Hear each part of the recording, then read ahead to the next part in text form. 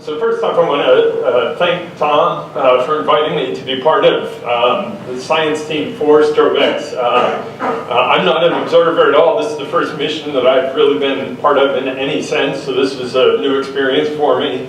It's a lot of fun. Of course, tipping off that I'm not an observer, I do simulations, but I do hydrodynamic and MHD simulations, not simulations of what a telescope could do. So I have a few things to show.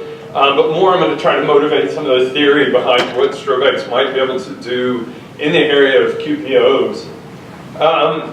So hopefully with this audience, I don't have to say too much about what quasi-periodic oscillations mean. So these are particular frequencies that have excess power in a power density spectrum.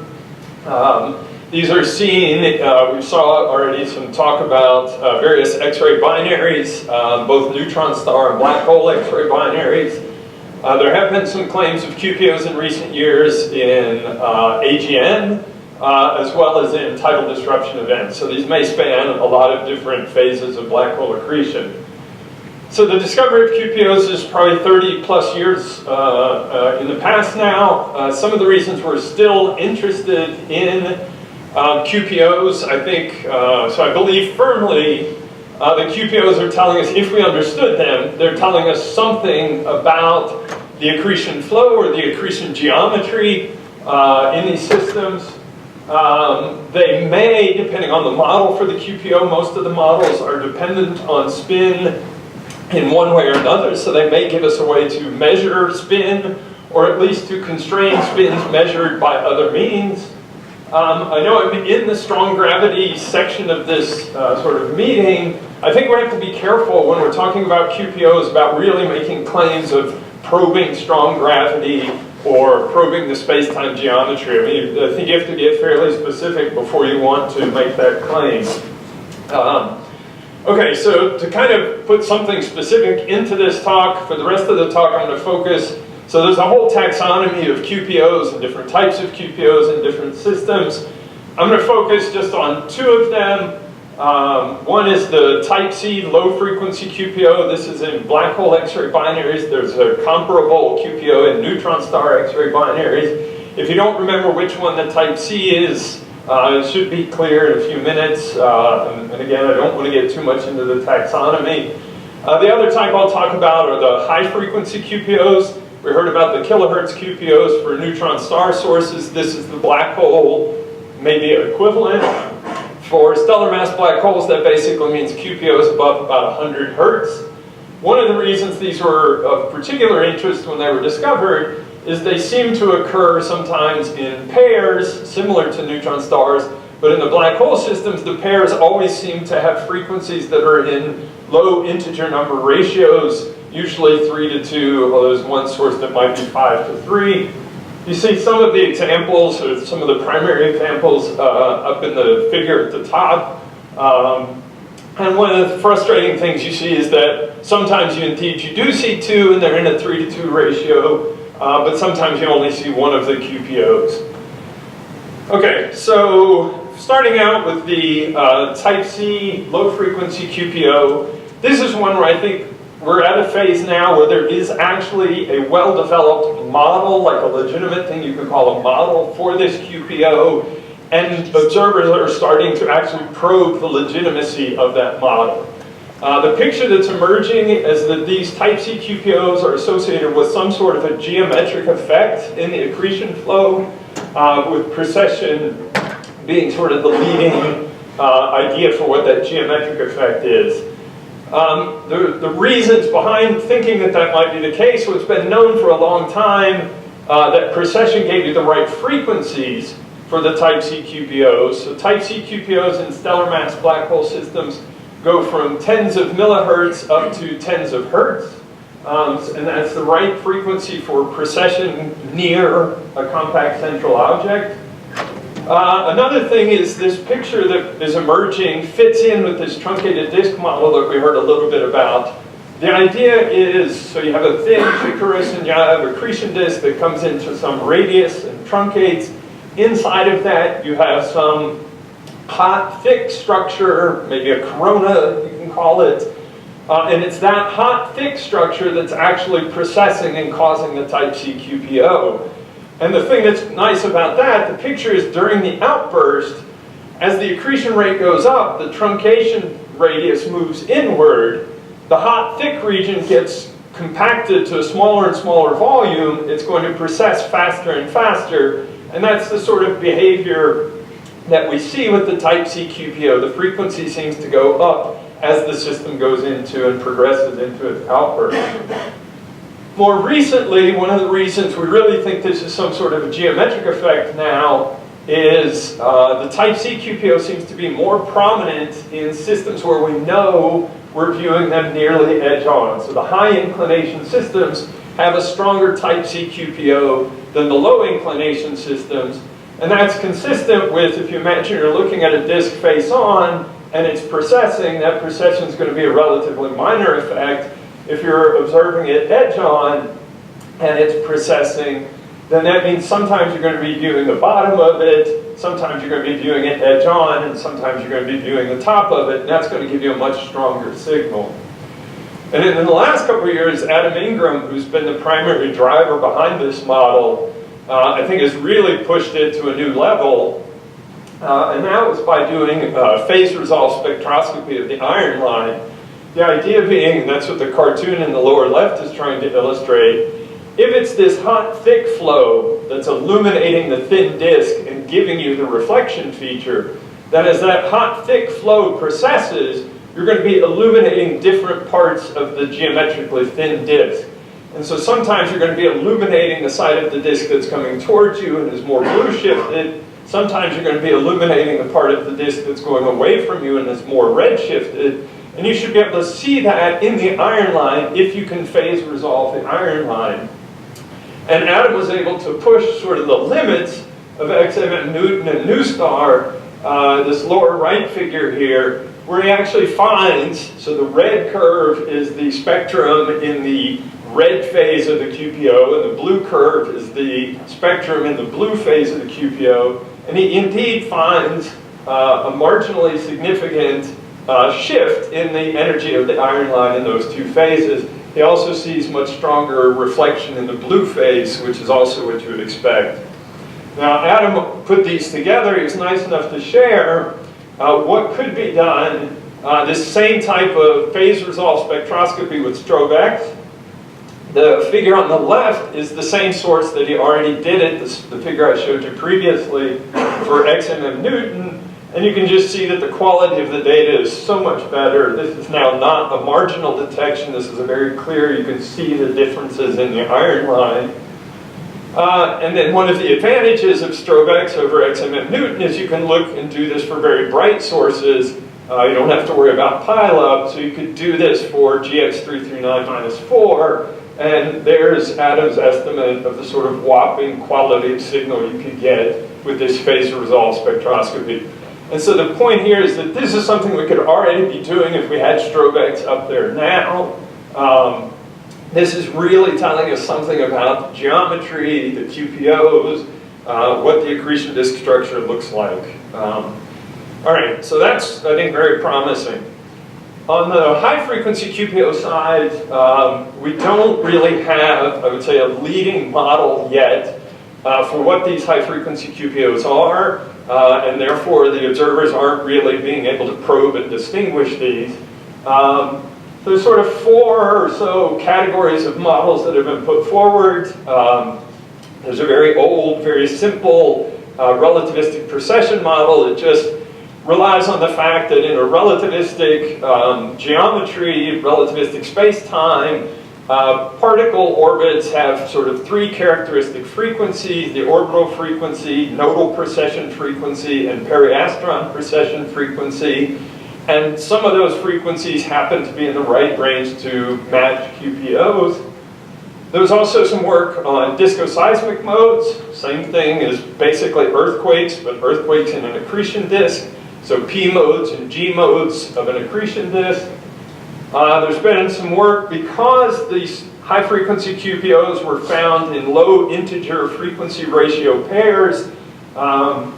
Some people have suggested that maybe this is a resonance that you just have two unrelated frequencies, but in the location in the disk where those two frequencies are in an integer ratio with each other, they somehow excite each other and amplify each other in a resonance. And then what I've been working on for the last decade or so with Omer Blaze and others is looking at global oscillation modes. So just imagining some portion of the disk as just a ring of gas and basically studying what the fundamental oscillation modes of that ring of gas are. Some of the modes, the simplest modes are illustrated here at the bottom. So just to give you a picture of things we're thinking about, that ring of gas can expand and contract radially, so we call that the radial epicyclic mode. The ring can oscillate up and down, that's the vertical epicyclic mode. Then you can imagine looking at a cross-section of the ring. The cross-section of the ring has a mode where it's getting squeezed on one diagonal and expanding on the other diagonal, and then that reverses. That's the X mode. The plus mode is basically the X mode rotated 90 degrees, so it's being squeezed on one axis and expanding on the other axis. The breathing mode is, again, looking at the cross-section and just imagining that cross-section expanding and contracting, much like your lungs are hopefully currently expanding and contracting as you're breathing.